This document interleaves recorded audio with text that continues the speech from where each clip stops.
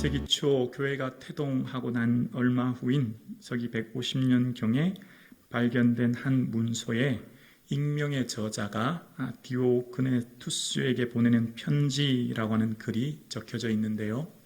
이것은 처음 예수 믿는 사람들의 모습을 예수 믿지 않은 사람들의 시야로 기록한 편지였습니다.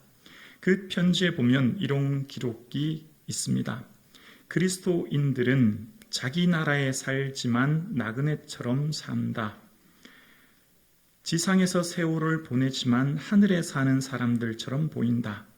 그들은 때로 죽음을 당하지만 그럼에도 불구하고 증오를 품지 않는다. 불명예를 당하지만 사람들에게 칭찬을 받는다. 의를 행하여도 행악자로 억울하게 처벌을 당하는 경우도 많다. 모욕을 당하나 축복한다. 처벌을 받을 때에도 기쁨을 잃지 않는다. 이런 내용입니다.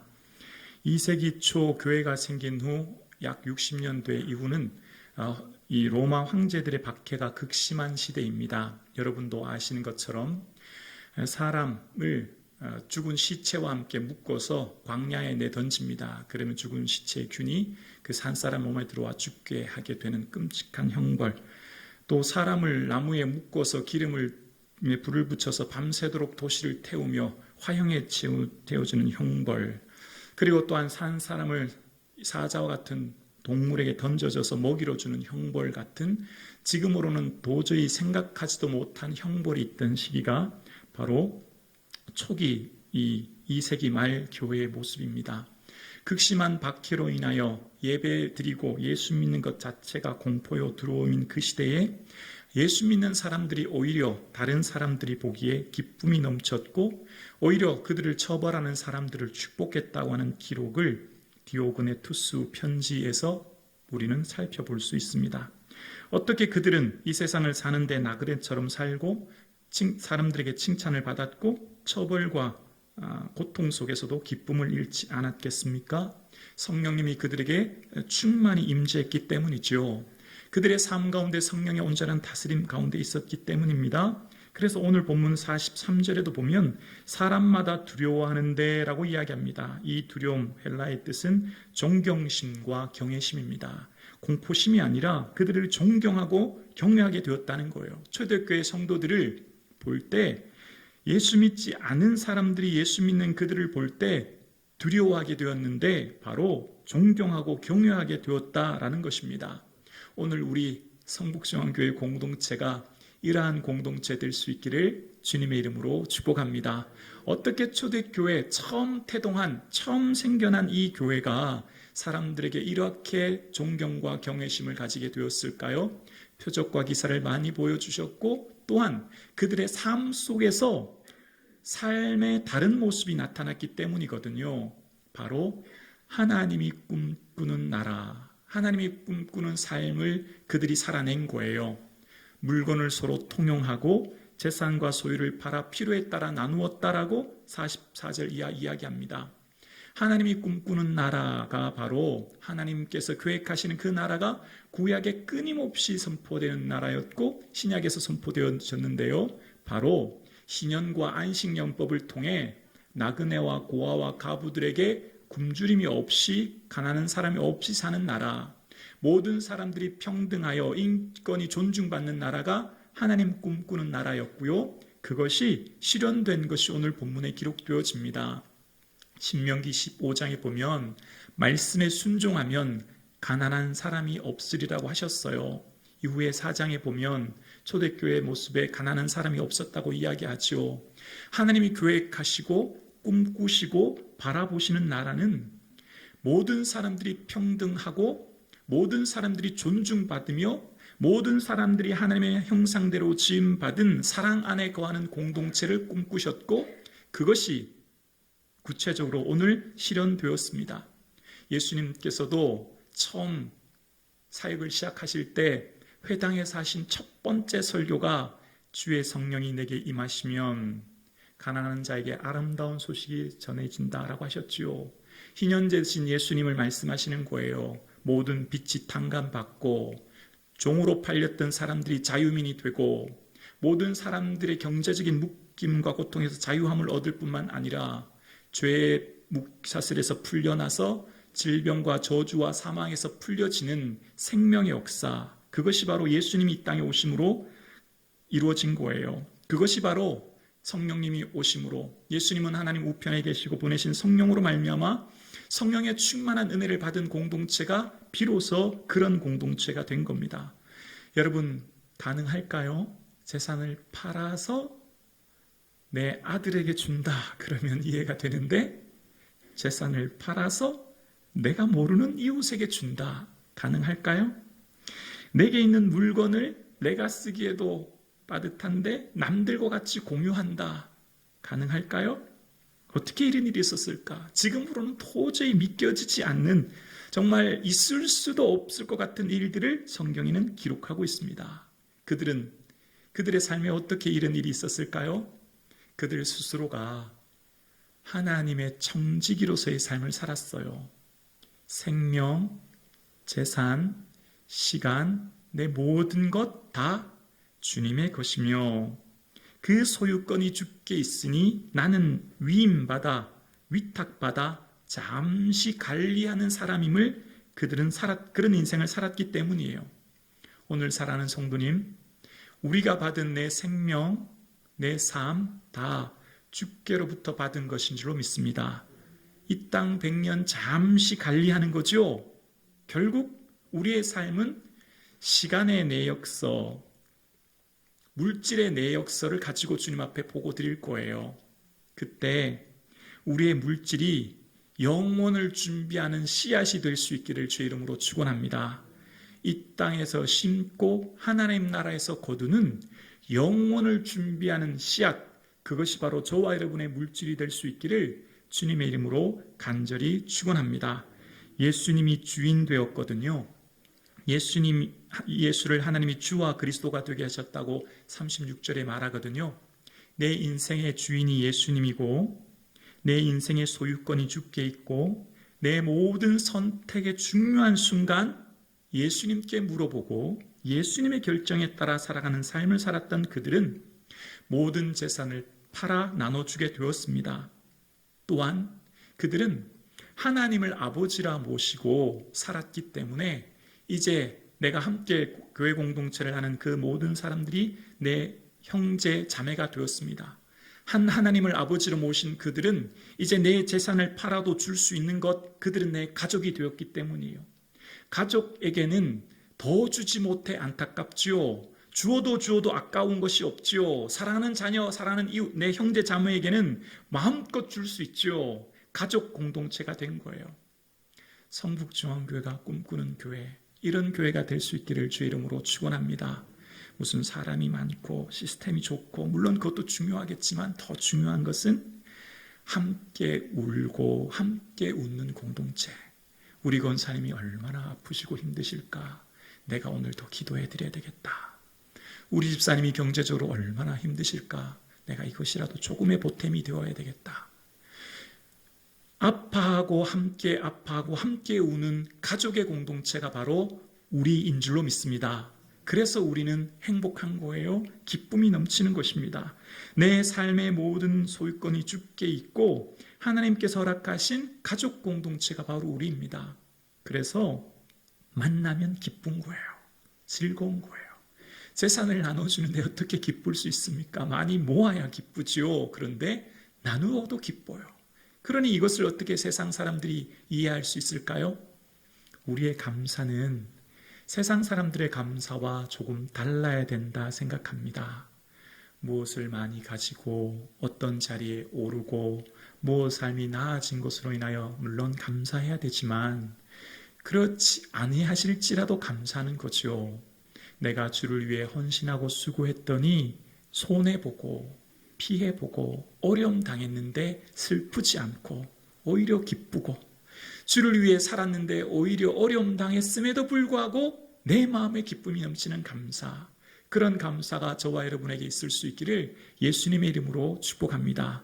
감사의 질이 좀 달라졌으면 좋겠습니다. 예수님, 제가 주님을 위해 내 삶 시간 드렸는데 어려움 겪고 고난 당했지만 그래도 기쁨 주셔서 감사합니다 라고 하는 감사 말입니다. 그들은 모든 것이 하나님의 것이요 또 형제 자매였기 때문에 나누면서도 기뻤던 겁니다. 그러면서 각 사람의 필요를 따라 주었대요.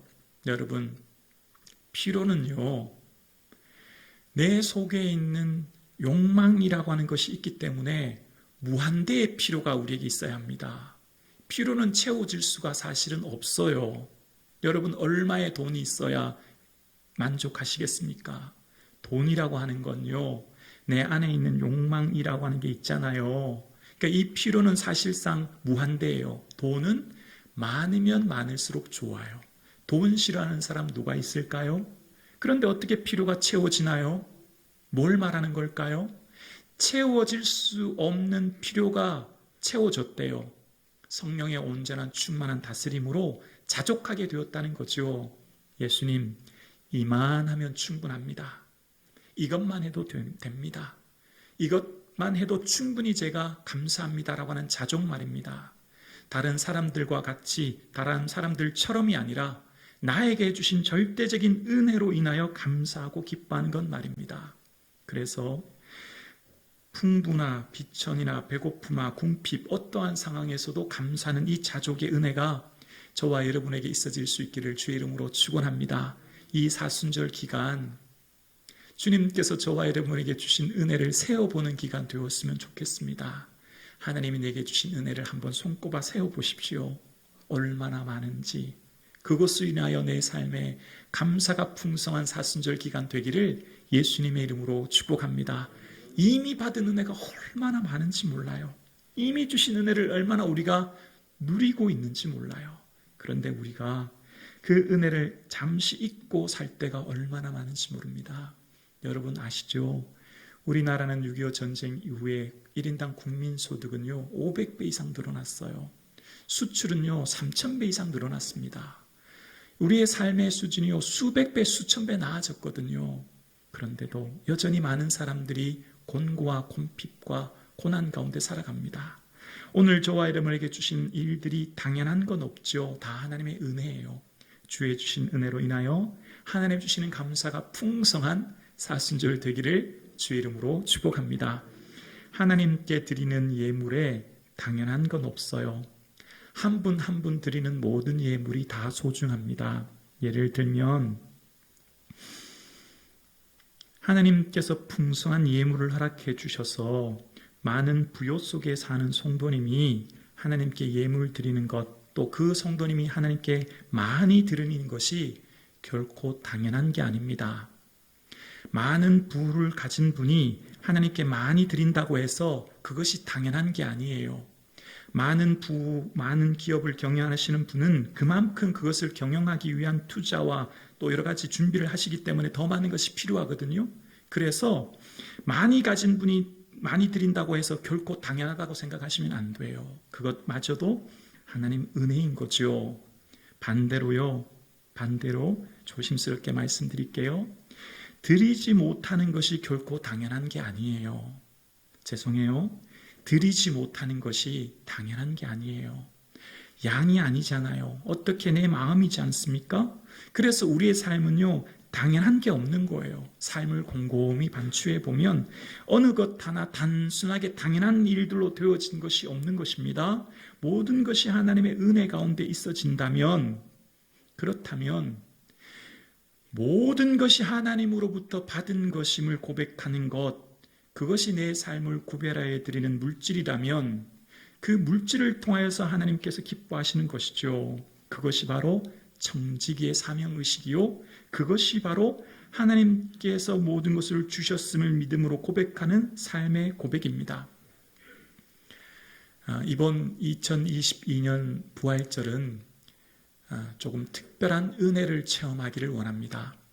항상 오는 사순절, 항상 경험하는 부활절이 아니라 조금 특별한 사순절과 부활절이 되기를 원합니다. 이번 부활절을 통해서 하나님께서 주신 은혜를 우리 이웃과 함께 또 해외 선교지에 있는 선교사님들과 함께 풍성히 나누는 그런 부활절이 되기를 간절히 소망합니다. 우리 교회는 무슨 성도님들이 많아서 재정이 넘치거나 그렇지 않아요. 우리 살기에도 사실은 빠듯해요. 우리 재정 우리 자신과 우리 교회 경을 위해서 쓰기에도 빠듯해요. 그런데 교회의 주인은 예수님인 줄로 믿습니다. 그 예수님, 주인 되신 예수님 기쁘게 해드리면 하나님께서는 필요한 재물, 필요한 재정 채워주신 줄로 믿습니다. 우리는 이것을 이번 2022년 부활절을 통해 저와 여러분이 목격하기를 원합니다. 간증하기를 원합니다. 여러분, 우리 교회는 남들을 도울 수 있는 만한 넉넉한 재정은 못 되지만, 그러나 우리의 삶의 소중한 것을 떼어서 먼저 예수님 기뻐하는 것에 들여서 이 부활의 기쁨을 나만 누리는 게 아니라 우리 이 지역 주변에 있는 어렵고 힘든 분들을 돕고 또 해외에 있는 선교지의 많은 분들을 섬길 때 하나님께서는 반드시 우리를 축복해 주시사 그 사역을 할 수 있게 해 주실 줄로 믿습니다. 아멘이십니까? 저는 확실히 믿습니다. 그리고 저는 늘 기도 드리면서 이런 기도를 드려요. 하나님, 교회는 주인은 예수님이잖아요. 그 주님이 오늘 우리와 함께 하시잖아요. 우리 성도님들이 좀 경험하게 해주세요. 여러분, 이번 2022년 부활절을 통해서 하는 사역을 통해 예수님이 살아계시고 우리와 함께 계심을 우리가 간증하기를 원합니다. 그래서 내 가정의 삶의 경영도 마찬가지입니다. 감염병으로 인하여 모든 가정, 모든 기업, 모든 삶이 다 어렵지요. 모든 교회가 다 어렵지요. 그런데 내 가정도 내 삶의 중요한 것을 위해, 주님 기뻐하는 것을 위해 먼저 드리겠습니다. 작지만 구별해서 주님 기뻐하는 것에 드리겠습니다. 주님 은혜 주세요 라고 고백할 때 하나님께서 그 가정과 그 개인을 어떻게 은혜 주시고 인도해 주시는지 우리가 이제 함께 경험할 수 있기를 주의 이름으로 축원합니다. 하나님은 살아계시고 역사를 주관하시며 말씀으로 천지를 창조하신 그분이 내 아버지입니다. 그분 죽은 분이 아니에요. 무능한 분이 아닙니다. 지금 내가 발디디고 있는 이곳에 내 고민, 내 고통, 내 아픔 다 아시는 주님께 이제 하나님께서 어떻게 역사하시는지 우리가 순종함으로 경험할 수 있기를 주의 이름으로 축원합니다. 이번 2022년 부활절을 통해 하나님께서 우리 교회를 통해 어떻게 일하시고 어떻게 역사하시는지를 우리가 목격하고 이제 내 삶도 변화되어 내 가정, 내 자녀들의 삶도 하나님 기뻐하는 일의 최우선순위로 살아가므로 내 인생이 주의 영광, 주의 기쁨 될 수 있기를 주의 이름으로 축원합니다. 하나님께서 우리가 일하시는 이 사역 위에 복 주시고 은혜 주셔서 이번 부활절 사역을 통해 하나님의 영광이 지역사회와 해외 선교지에 드러날 수 있기를 주님의 이름으로 축복합니다. 그렇습니다. 가족 공동체로 예수님을 주로 고백하며 사는 그들에게 모든 것들이 청지기로서의 살아가는 그들 속에 하나님을 찬미하고 드디어 그것이 많은 사람들에게 칭송을 받게 되었습니다. 그런 이후 그 공동체에 많은 사람들이 더해지는 부흥의 역사를 허락하셨던 겁니다.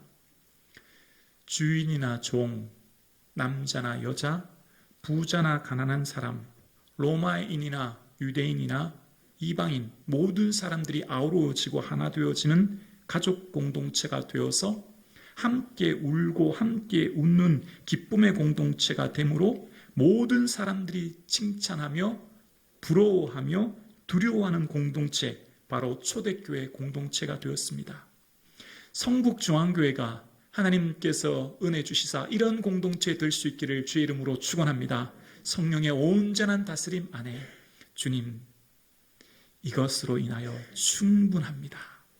만족합니다. 감사합니다. 주님, 함께 공동체로 생활하는 우리 권사님 이것 때문에 힘들어 하시네요. 도와주세요. 기도하고 함께 손잡고 울고 웃는 기쁨의 공동체가 되어질 수 있기를 주의 이름으로 축원합니다. 그래서 주시는 그 은혜 안에 감사와 찬송이 풍성하여 우리를 통해 예수 믿지 않은 자들이 예수 믿는 역사가 있어질 수 있기를 주의 이름으로 축원합니다. 기도드리겠습니다.